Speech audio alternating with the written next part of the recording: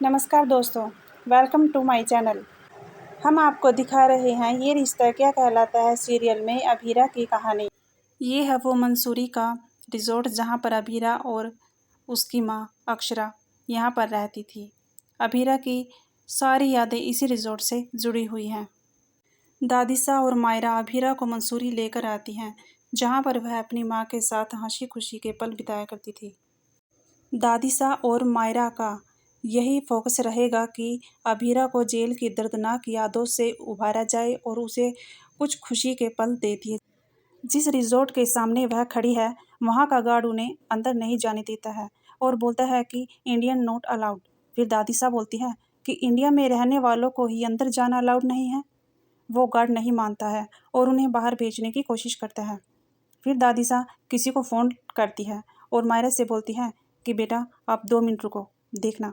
उसके बाद गार्ड आकर माफ़ी मांगता है और बोलता है कि मैम मुझे माफ़ कर दो, मुझे नहीं पता था कि ये रिज़ॉर्ट आप खरीद रही हैं।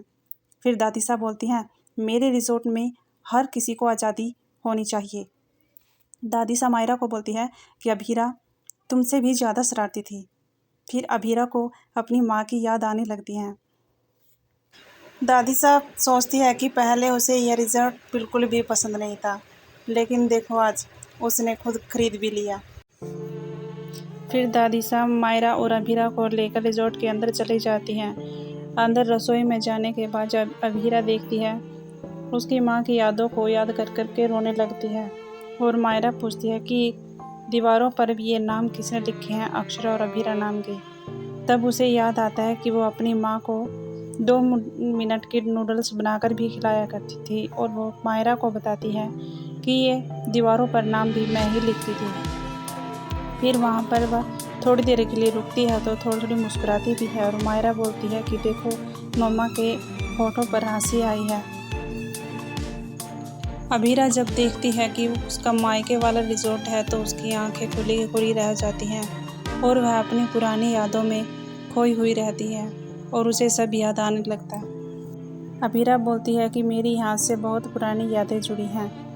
तो मायरा बोलती है कि मैं पहली बार नानी हाउस आई हूँ, तो क्या आप मुझे पूरा नानी हाउस नहीं दिखाओगी?